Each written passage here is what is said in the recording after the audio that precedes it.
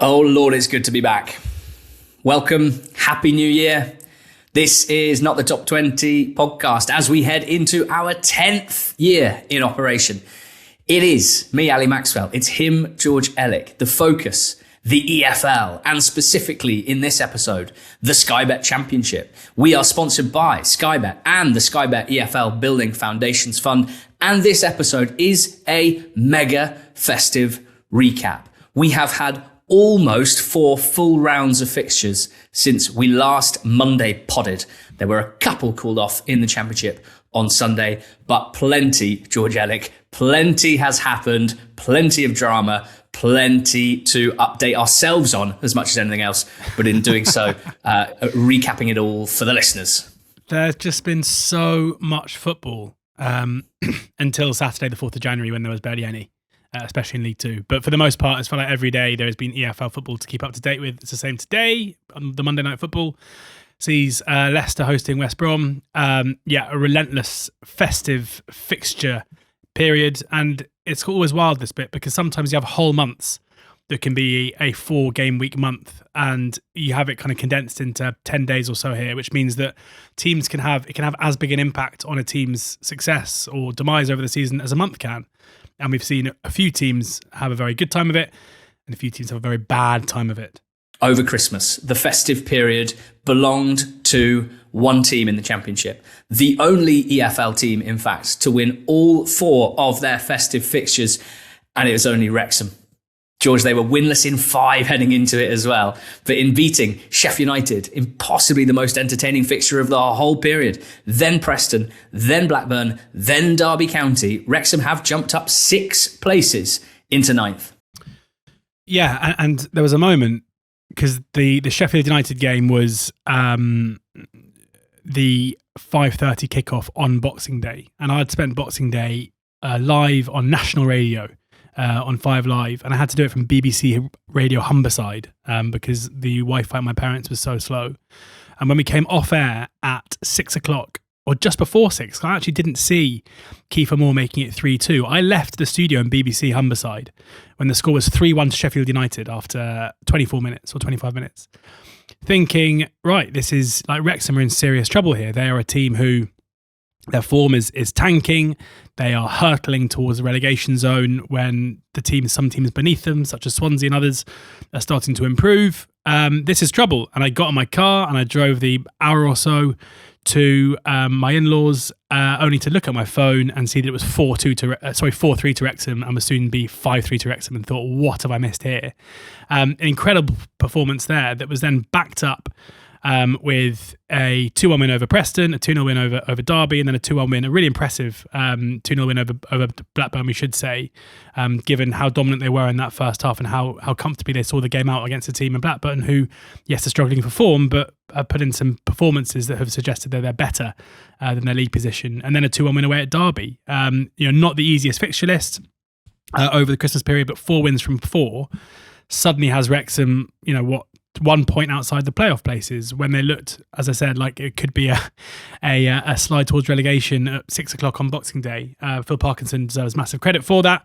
He's done it for the most part without Kiefer Moore, who is out injured. It meant that we saw against Blackburn, for a team that have so many striker options, it had to be kind of Rathbone and Lewis O'Brien playing as 10s behind Sam Smith. Sam Smith, who hasn't played much this season, has come back into the team and scored a couple of goals in a couple of games. Their strength and depth that at some points this season has looked like carrying a bit of baggage, a bit of holiday weight. That holiday weight came in and kept them pretty warm over Christmas. Yeah, that Blackburn game, which was on Sky, which I watched, as you say, mega rotation in that one. And it was a very professional away win. The Sheffield United game, yeah, that and Birmingham 3, Coventry 2 on Sunday the 4th, probably the most dramatic games of the period, I would suggest, in the Championship. And yeah, I'm buzzing for Sam Smith, because he worked so hard to get the Wrexham move in the first place. He had worked his socks off in League One for a number of seasons. And then he gets the Wrexham move, helps them win promotion, and then instantly, became a player that was getting like 2 minutes off the bench in the first part of the season. But he looked excellent, scoring both goals, but not just the goals that he scored in the last 2 games. He looked really, really good. And yeah, there have probably been questions as to whether his ceiling was broadly League One bottom championshipy, but it's only 2 games. He's certainly made the most of his opportunity. There are rumours of a massive Wrexham striker signing. I can't remember where I read it, who said it, but I saw words like Wrexham European striker, 12 million quid. I don't know who it is. I don't know if it's happening, but Sam Smith should feel pretty hard done by if it does happen. We need to shout out George Thomason as well, because with James McLean and Libby Kakachi either absent and or out of form for a lot of the season so far, George Thomason stepped in at left wing back. He's a left footer, but he's played centre mid his whole career. And Parky obviously, gave it a go. And again, he's absolutely smashed it as well on the left hand side, doing basically everything you want your left wing back to do. And we've seen finally in the last few weeks, Parky taking the handbrake off a little bit in one specific way, and that is playing Windass and Broadhead together behind the striker. They've started 3 of the last 4 games together behind the striker. They are both quality operators. They're both showing that throughout this season, and I think it's unlocked a little bit more in terms of Wrexham's attack. So, yeah, I mean, what a fantastic, professional, momentum-giving run that has been for Wrexham, and it will be really, really interesting to see what they do in the window, of course, but also to see whether they can kind of keep this going, because, yeah, they are part of a very big playoff picture right now. In terms of the automatic... Is it just a playoff picture, Ali, I ask you? They are 6 points off second. Wow. Is it not just a playoff picture? No, I mean, I don't think they're going to finish in the top 2, but there's no reason why they can't. And that's because in getting 12 points in the period, when Middlesbrough got 4 and Coventry got 4, they are still the top 2, but perhaps only because Ipswich's game at Pompey got called off on the 6th. A 4-point return for both of these 2 teams. George, our previously runaway league leaders Coventry still have an 8-point gap to 3rd and a 6-point gap to 2nd. But to what extent is this a wobble? This is a wobble. This is definitely a wobble. I think the wobble started prior to the results getting as bad as they've got. I think you have to go back to the 3-0 defeat against Ipswich kind of for the start of the wobble, because they then failed to put away 10-man Preston. Well, they put them away, but then let them back in again in a 1-1 draw. They weren't great in beating Bristol City the time after that. They weren't great in beating Swansea. Their 1-1 draw away at Southampton was obviously a good battling performance with 10 men, but again, given Southampton's struggles either side of that game, isn't a great bit of form.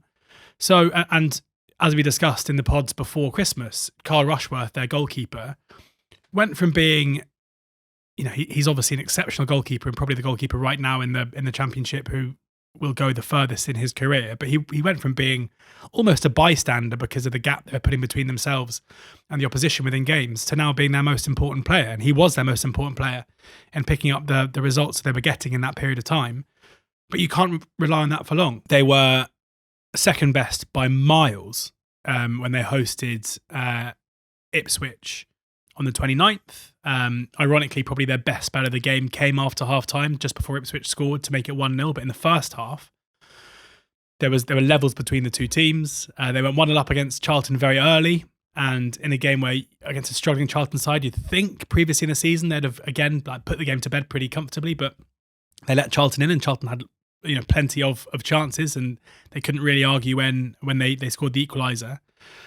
And then against Birmingham yesterday, again, they went behind 3 times. Yes, they got back twice, but you look at the 2 goals that they scored, and they were both goals from outside the area. Well-placed goals, good goals from Eccles and Sims, but it wasn't necessarily by creating big chances. And Rushworth will probably feel like he should have done better for the winning goal from Dutch being beaten at his near post. So I think you're looking at a period of 6 to 8 games now where Coventry have pretty consistently been well below where they were early in the season. And we spoke early in the season about how they're running hot from a kind of data perspective, but it didn't really matter because they were so far clear of teams that even if their numbers dipped, then realistically they would still be winning the games. But now they are struggling to make the dominance show in scorelines or in numbers in every single game.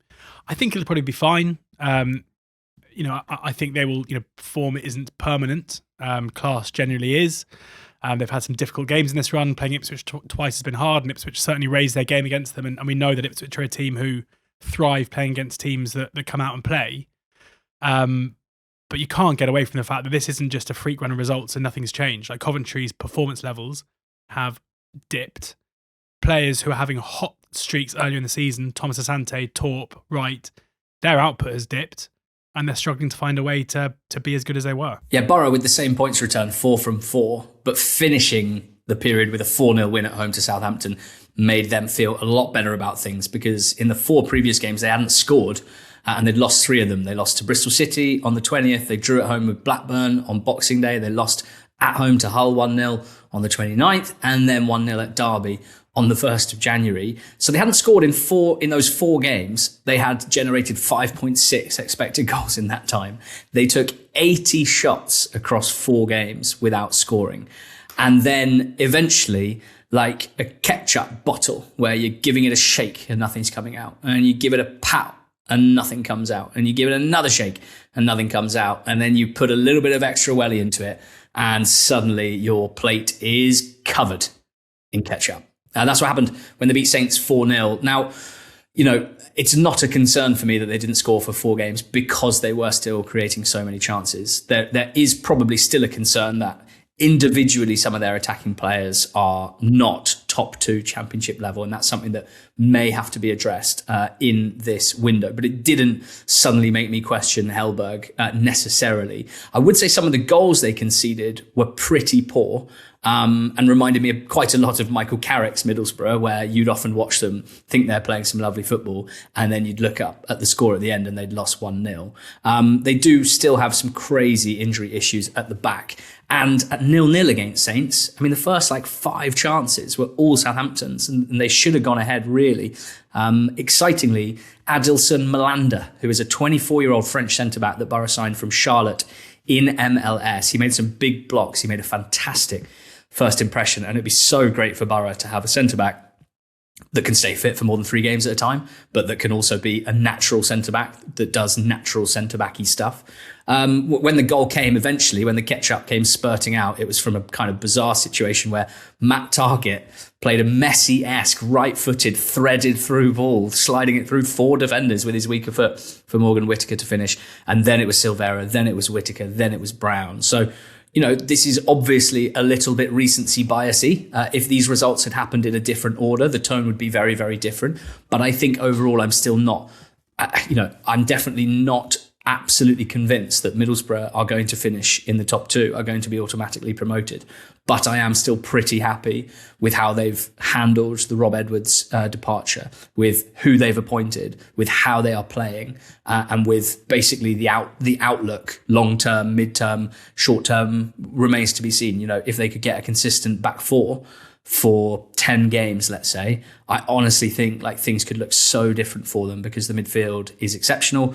The attack, is hot and cold, but as a unit, they create a lot of chances. Then we've got Ipswich in 3rd. Now, they would have had the chance to make it 3 wins in a row, which I don't believe they've done yet this season in the Championship, but their game against Portsmouth was postponed. As you say, George, they had that really impressive win against Coventry, very much laying down a marker there. They backed that up with a 2-1 win at home to your Oxford United in front of your very eyes. What do you make of them at the moment?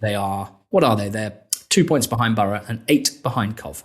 I think they're probably as good a side now as they have been throughout the whole season. It feels like they are improving. It feels like they're working out a way to be more effective against teams that look to play against them and sit in. They weren't sensational by any stretch against Oxford on New Year's Day. They were good value for the win. And after kind of 20 minutes or so, it looked like it could be very one-sided. But I was surprised by how Oxford were able to kind of stay in the game, I guess, and make the last 10, 15 minutes relatively nervy. And there was also a period of time in that second half where kind of the Oxford managed to pin Ipswich a little bit, which really surprised me. But, again, they could rely on the individual quality of Jaden Philogene for the first goal with another brilliant strike. And they've got very good players. But they're still, it feels like this Ipswich side and maybe any of the other previous iterations of the Championship, I don't think would be 3rd.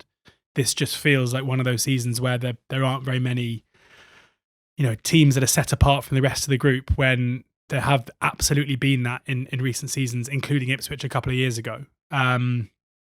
So yeah, I'm not really sure what to think of them. They have shown against Coventry twice how good they can be in really open games, which is going to be important for them. And I don't think you can kind of overstate how important those 2 wins against Coventry are in terms of both closing them down, but also kind of showing their own quality.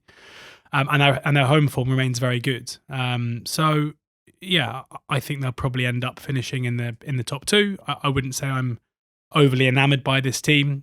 I know people get very rattled when you talk about quality of leagues year on year, but I don't think the top end of the Championship is particularly strong this season. There's normally a relentlessness to the better teams in the league, whereas it feels like every single, you're talking about Coventry, Middlesbrough and Ipswich here. I've just spoken about a Coventry wobble. We're asking a Middlesbrough wobbling, and we've got an Ipswich side who have started the season really poorly.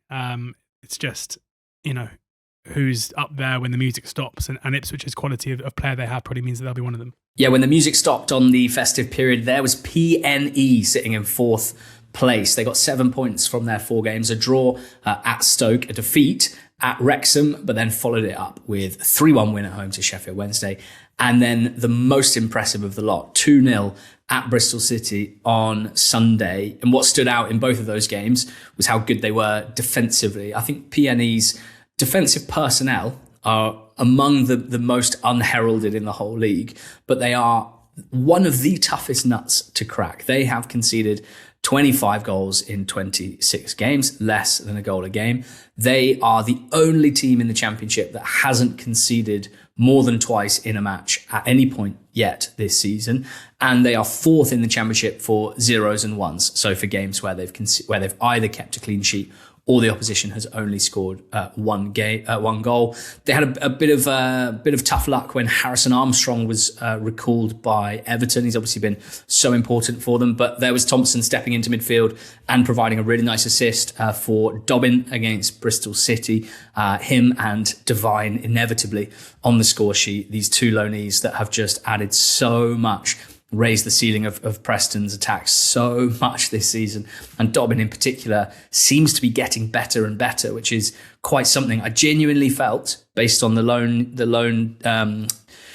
that he'd had up to this point, that we knew what there was to know about Dobbin. And I thought that was that he was incredibly quick and could burst past players really, really well, but whose final action was not great. And that was basically based on him playing generally out wide wherever he's been previously. Sort of reminds me a bit of like a Championship Gabriel Martinelli, where you just sort of put your head down, burst past someone, get to the byline, and then shank your cross out play or overhit it.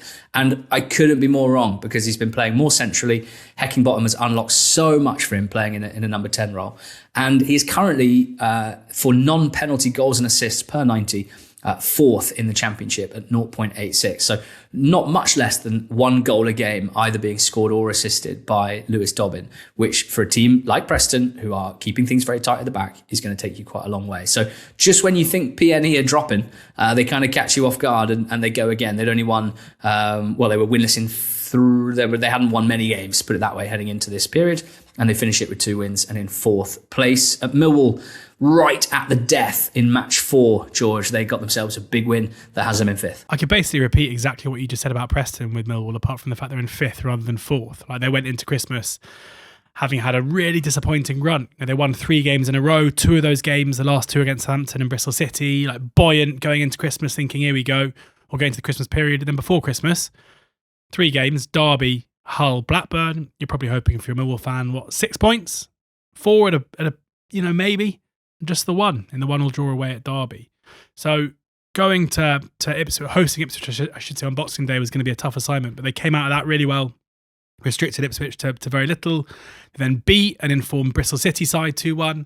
They then go away at Southampton and get a point. And then, as you say, late show, a winning goal at home to a resurgent Swansea through Caleb Taylor in injury time on Sunday the 4th. So a really, really good period for them. There's just this clutch of teams, them, Preston being another, where you just keep thinking they're about to fall away.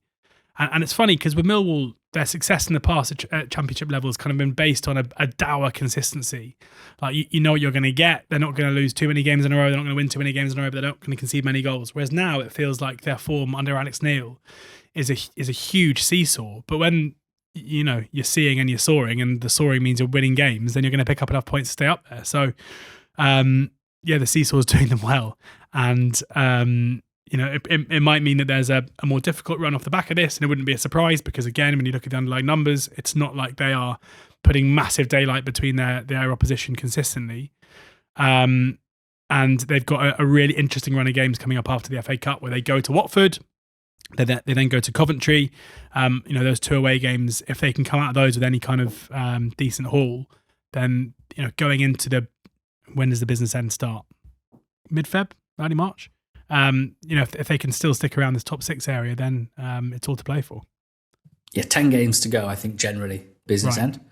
And then maybe 12, and then run in 6? Yeah. 8? The run. Something like that. The run, 8, I think. One thing that's interesting, when you're just trying to make sense of this chunk of teams that are all, so close in terms of their points tally, there are little things that you can look at that they don't have to be interesting or significant, but they might be significant, and it's up to you to decide whether they're interesting or not. With Millwall, they have played 14 home games and only 12 away. So they have got a bit of a surplus of away games to play, and their away form is, it's not amazing. They pick up 1.42 points per game away, and they pick up 1.86 at home. And if you look at the Championship in that way, there are some quite interesting things that get chucked up. Coventry fans they'll probably already know this, but I think it's worth pointing out that they've only played 12 games at home and 14 away. So they've got the surplus the other way. They've got way more home games still to play. And then you've got Charlton, who somehow have only played 11 home games and 14 away from home, which is kind of good news for them because they are, typically strong at home, and pretty bad news for anyone around them in the relegation zone, such as Portsmouth, who've only played 11 away games and 13 at home. So they have the worst away record in the league in terms of points this season. So a couple of interesting things to look at there. I've been waiting to get on to Watford because, oh my God, I love this Watford team, and I cannot believe I'm saying that. And it really, really caught me off guard.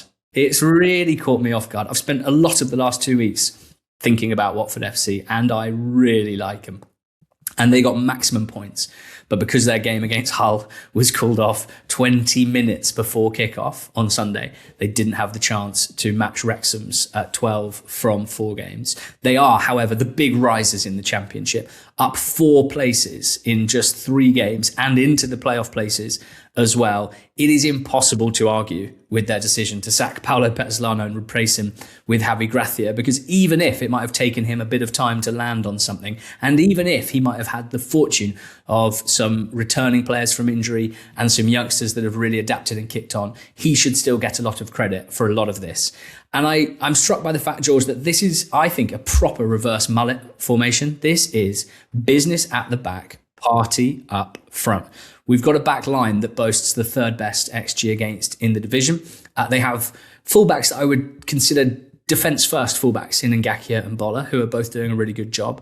Bola can contribute a little bit going forward, Ngakia not so much. They've got Matty Pollock, who's just one of the great meat and potatoes defenders of the current Championship, and Max Allain, who's just been recalled by Man City, but who I do wonder might be sent back at the end of the window once City's defensive injury crisis is over. He has looked unbelievable in the last few weeks. And then you've just got lovely Hector Kyprianou sitting in front of the back 4 and trying to provide some substance or presence in the centre of the park. And then Loser just orchestrating, just gliding and orchestrating and playing so many good forward passes and crosses.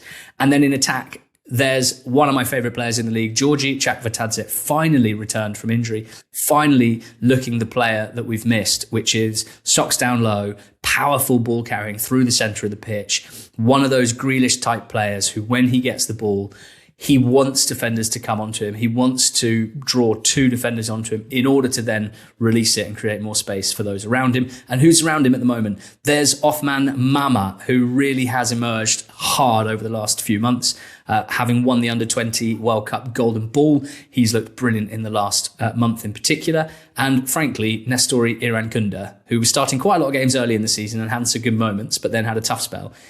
bringing him off the bench in the last few games has looked like cheating to me, because when he is running on the break against tired Championship players, he honestly looks twice as fast as everyone else on the pitch. Kwadwo Bar is back from injury now as well and came off the bench and is another option. Tom Ince scored a hat-trick in one of their games over the festive period as well. And they've got your Kieran guards, your Doombiers up front. Vivaldo scored the winner at Norwich, so he had a big moment as well.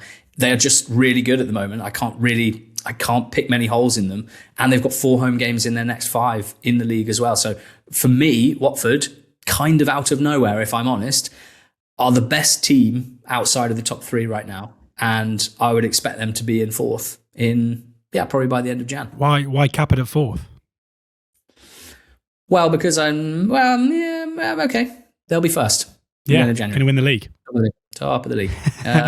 Could be. But I mean, there was, as there always is, George, and I definitely don't mean to play this down, because Jesus Christ, travelling a long way for a game to be postponed, that's a shocker. That's a nightmare. That's a shambles on a personal level, and it leads to some emotional responses. But broadly, every time we have this situation where games are getting called off across the country, I feel like the same conversations generally happen each time, which is sometimes fans get annoyed that games have been called off early because they're like, why don't you give it a chance? Why don't you give it a chance? And then more often people get upset the games are called off late. Clubs are massively incentivized to get games on, and we often get some quite good drama about teams sort of sneakily trying to get games called off. And amongst the many games that were postponed on Sunday the 4th, I think most of them fell into a fairly standard category of we probably saw this coming. Some of you probably could have called it earlier, but, you were probably trying your best to get the game on. And then there was Hull against Watford, where 20 minutes before kickoff with the stands full, the game was called off due to an icy patch off the pitch. Would have already served and sold lots of nice pints and pies up to that point, wouldn't they? It's a bit of a shambles, especially because the reports from certainly Watford's side are that the referee deemed it fit to play and that they were happy to play on it. And Sergei Okirovic also seemed to suggest that they were happy to play on it. So that begs the question, who called it off? Was it like a misunderstanding? The referee's like, yeah, let's play. Both managers are like, yeah, let's play. Did someone say it's off? Oh no, we better walk off then. It's bizarre. It's a bizarre circumstance. I feel sorry for the fans more than anybody. It's quite a long way from Watford to Hull on icy roads and getting back. It's probably a 5-hour round trip, at the least 6-hour round trip. It's not good. I'm personally of the opinion, and I know that people will really disagree with this, but they're like, travelling time and fans should be taken into account when these decisions are made. I think there is there was one game in the National League, I think it was Solihull against Truro, or was it even somewhere, Southend against Truro, which was called off half an hour before kickoff. And you're like, if you've made a journey from that game, if the away fans have to travel hours rather than say half an hour, I think that should have an impact in terms of when the game is, or when the inspection happens, and make a call earlier, even if it is possible the game might be on at a later date. I don't know, but yeah, feel sorry for Watford fans who made the trip. And it should be some quite a spicy. We've already had one spicy rearranged game. That'll be another one. Absolutely. It was looking like a very tasty fixture. Hull themselves had a pretty topsy-turvy, classically topsy-turvy period here. They drew at Sheffield Wednesday 2-2. That would have been one they'd circled for a win, given their good form and Sheffield Wednesday's struggles, but they couldn't get over the line. Then they beat Borough 1-0 at the Riverside before losing at home to Stoke. So 4 points in 3 games. They actually dropped 3 places to 7th. And they will have a go at Watford at some point in the future. Let's just whiz through some of the other mid-table clubs. Stoke, 7 points in this period. They stayed in 8th, winning at Hull and at Norwich, which really impressive away wins, particularly after winning only one of their 7 games heading into this run. I'm pretty impressed, put it this way, sitting here based on the 2-week period and where I was on Stoke previously. There's a couple of interesting new names that are contributing, in particular Lamine Cisse, the young winger. If they could have someone coming off the bench when Manhoef and Thomas are a bit tired to help carry on their output, then that'll be really big for them. Bristol City got 6 points in their games. They beat teams beneath them in Portsmouth and West Brom, and they lost to teams above them in Millwall and Preston. So they dropped one place because Wrexham's good form. And I guess generally Bristol City, if that's the sort of trend, then beating the teams beneath them, losing to the teams above them, then they're probably going to end up pretty much where they are, just outside the playoffs. QPR didn't have a great time of it. They dropped 4 places. They only got 4 points in their 4 games. And that was a home win against Sheffield Wednesday, which is, kind of as close as you can get to a gimme, really, particularly at the end of a busy schedule. Derby, 1 win, 1 draw, 2 defeats for them. That home defeat to Wrexham would have really pained John Eustace. And there they are, bang in the middle of the table in 12th. 9 wins, 8 draws, 9 defeats, 35 goals scored, 35 goals conceded. So they are definitively the most mid-table team in the league right now. Birmingham, this was quite a lively one for them. 2 draws were followed by a big defeat and some pressure, as always, and then a huge win against Coventry to release the pressure. And a lot of chat on NTT20 squad yesterday about the manner of their performance. This was not a set of players that are looking to get their manager sacked, to put it that way. And an exciting debut from the left-back Kai Wagner as well, getting an assist within a couple of minutes. Leicester lost to Watford, lost to Sheffield United, miles second best in both games. They beat Derby. They're still a poor team, and they're possibly getting worse. They're 14th at the moment. And then Southampton, talking about poor teams possibly getting worse. What's happening with Southampton? Because I thought they were pretty damn good and pretty damn fun under Tonda Eckert, but it turns out, if you actually look at their results recently, quite poor. 2 points from these 4 games, didn't win, and dropped 4 places to 15th. Haven't won since a 3-2 win over West Brom back on December the 9th, and they are playing badly. Like, when you consider the teams that they've lost to in this run, they lost to Norwich away from home. They lost to Oxford away from home, so 2 teams kind of in and around the relegation zone at the time of their defeat. They lost to Borough yesterday, which, as you mentioned, Borough's kind of ridiculous finishing streak was always going to come to an end. But again, a Borough team that was struggling for points. They were behind against Coventry before a red card kind of invited them back into the game. They were unable to put Millwall away at home. And probably the kind of best result of this run was a 1-1 away draw against Birmingham, where Cameron Archer came off the bench and scored late on. But yeah, I mean, the performances aren't great. I tweeted yesterday, having seen a fair bit of Will Still's Southampton and having seen a fair bit of Tonda Eckert's Southampton over this Christmas period, I think Will Still's Southampton looked a way better football team than Eckert's now. There were times under Still where you watch them control games of football, but just completely lack the quality and confidence in the final third. Now their games are just total chaos, and they lack any control in games, I would say. Like, yes, they still create good chances, and that's not a surprise given you've got Adam Armstrong leading the line, given you've got Finn Azaz playing in behind, given that, the quality of player that they've got. It's pretty impossible for me to see a way that this team don't create chances, but they concede big chances consistently throughout games. And, they were arguably the better team against Borough in the first half yesterday, and or at least missed the better chances before Morgan Whittaker broke the deadlock. But after that, they were all at sea, and Borough were able to carve them open at will. So, yeah, I mean, this is another case, I would argue, that you sack a manager whose results aren't very good, but the performances are okay.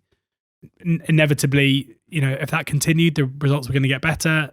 The caretaker manager is the one who profits from that, and people are scrambling around trying to find the reasons for it and come up with these conclusions that I'm not necessarily sure are true. And then, the coach that was deemed to be, subordinate and not as good as the one that was hired in the summer, turns out that, this is his first managerial job. It's quite difficult, and maybe he isn't ready for it. And the performances slide and the results slide with it. I think right now Southampton are the worst version of them they've been all season. And I'm intrigued to know what the plan is internally, because, I know that Eckert was given a contract, but it's kind of felt like he was let's ride this wave whilst it's going. Well, the wave has stopped. So do you reinvest your faith in in him, or do you kind of cast the net out again to see who's available? Oof. Sheffield United beat, no, they didn't. They lost to Wrexham famously 5-3 on Boxing Day, but they bounced back to beat Stoke and Leicester, moving up 2 places in the table, up to 16th. They didn't have the chance to play Oxford United at home due to their frozen pitch. The highlight of the Sheffield United festive period for me was the 3rd goal that they scored against Leicester, which was a beautiful Ollie Arblaster pass onto the on-rushing Femi Sariki, who got there at the byline and fizzed across for Callum O'Hare to finish. A really impressive performance that was from Sheffield United, who are looking pretty good, if you ask me. Swansea, they lost to Coventry and they lost to Millwall, no shame there, but they beat Oxford and they beat West Brom, which is exactly what they need to be doing in order to get themselves well away from any relegation fears. Up 2 places in this period and have won 5 of their 8 games under Vitor Matos. West Brom, yeah, they lost at home to Bristol City, which heaped pressure on Ryan Mason, as you can imagine. Then they got a home win against QPR, which was massive for Mason, but they couldn't back it up, losing 1-0 at Swansea on New Year's Day. Pretty poor away performance, as we see very, very consistently for West Brom. They are currently 18th in the league table, 7 points above the drop zone, but really in very, very poor form, you have to say. Now, in the relegation picture, George, I mean, these are the worst teams in the league, of course, and it turns out the worst teams in the league don't win very much. So for the bottom 6, which is Charlton, Blackburn, Portsmouth, and then the bottom 3 of Norwich, Oxford and Sheffield Wednesday, it was only 4 wins total in their matches, and 2 of them were Norwich wins. So they got 6 points here. Everyone else in this group got between 2 and 4, so they made up some ground. I think there's still an argument it was a bit of a missed opportunity in a sense for Norwich. They had 3 home games and they lost 2 of them. And I think that was a bit of a missed opportunity, and also means that their really poor home record this season continues to be pretty poor under Philippe Clement. I love Jovan Makama. I think he's quite quickly becoming one of my favourite players in the EFL. I absolutely did not envisage him stepping up in this manner so quickly from League One, and in particular, having looked really good off the right for Norwich, then having to play up top in the absence of Sargent and looking every inch the Championship number 9 as well. He scored big goals against QPR and against Charlton in this run. They lost narrowly right at the death against Watford at home. Nothing in it really, certainly not a terrible performance, but not great. And then they finished it off, sadly, with the worst performance under Clement so far, losing at home to Stoke. Kind of back to the drawing board, really, because, you know, Norwich are still in the relegation zone. They've played more games than anyone around them, 2 more than Portsmouth, who are the team directly above them. And they've got work to do. Oxford United are main characters in the Championship at the moment on account of them looking for their new manager, George. Why hasn't there been a new manager appointed? What is going on here? Who's going to save you? I don't know who's going to save us. The managerial appointment thing is a bit strange. Although the kind of noises from the club when Rowett was sacked was that nothing was imminent and it would probably happen after the Sheffield United game, which should have been yesterday but was postponed. So all kind of eyes on what happens this week, although my kind of current understanding is there again is nothing imminent. So we will see. The name is being linked. Alan Sheehan, Matt Bloomfield, you know, it's fair to say they haven't really got Oxford fans' pulses going. I think with Bloomfield, there's probably an argument, I would say, that if you're happy to forgive his Luton spell this season, then he did an all right job last season, albeit they got relegated. But in time, he did make them into a much better team, and what he'd done previously to that meant he was pretty hot property. With Sheehan, I just spoke about caretakers having good spells after managers are sacked, and to my mind, that Swansea team this season is a huge red flag given how poor they were. And given the quality of the squad, and we're already seeing under a new manager what they're capable of. But if it was going to be one of those two who are out of work, and presumably I would assume pretty desperate for this job, given I didn't necessarily think either would turn up in a Championship job next up. Why hasn't happened yet? So I'm not sure. The performances, the win against Southampton was very good under Craig Short. The performance against Swansea at home was absolutely abhorrent. Like one of the worst performances, certainly at home, that I've seen an Oxford team put in a long time. And then, we were pretty good against Ipswich in a game we lost narrowly. So, all hope isn't lost. It has to be a big appointment. I would say, to my mind, if I basically could have picked any player who's recently played in the EFL who Oxford feasibly could have signed, Jamie Donnelly would probably have been up there in terms of finally having a creative passer, which Oxford have lacked all season and lacked most of last season because Ruben Rodriguez's creative skills weren't really as effective in the Championship. There's obviously a chance that might happen with Donnelly. He comes here off the back of a really disappointing spell at Stoke. But he, to me, is a huge step up in terms of the kind of technicians that Oxford currently have in the team, and should be a big player for us. And hopefully there's more that comes like that in the window. So, cautiously pessimistic, I'd say, is my current mindset with Oxford, rather than full on toys out the pram. Okay. Well, the moment of the festive season in the Championship came at Fratton Park. Portsmouth against Charlton, George, where Portsmouth held a 1-goal lead heading into injury time, and Charlton equalised deep into stoppage time. 96, I think it was, when Harvey Nibbs headed home to equalise. That away end was bouncing, a lot of phones out, recording the joy at their late equaliser, a point taken back to London. And what that meant was we got some of the greatest mobile phone footage ever recorded in English football history, as straight from kickoff, the ball was pumped forward, found its way to the feet of Yang, who whizzed one into the bottom corner from the edge of the box and sent... I mean, Fratton Park is right up there for home limbs anyway. And this was about as good as it gets. Simply sensational. It's also the ridiculousness of the chant that Charlton fans were singing, which is a tune that we all know very well from stands and terraces. But we never lose at Fratton Park. We never lose. It's just such a funny chant anyway to me, but also the fact that they sang "We Never Lose at Fratton Park" and then literally lost a minute later is just incredible. Yeah, amazing.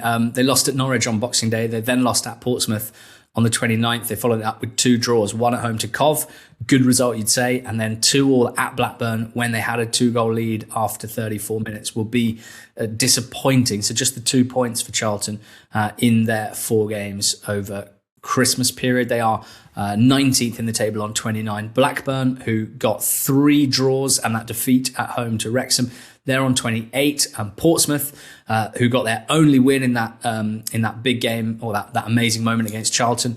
Otherwise, they drew 1 and lost 1. They had a postponement that removed any chance of atonement for their 5-0 defeat at Bristol City, Lovely which was rhyme. an absolutely shambolic performance.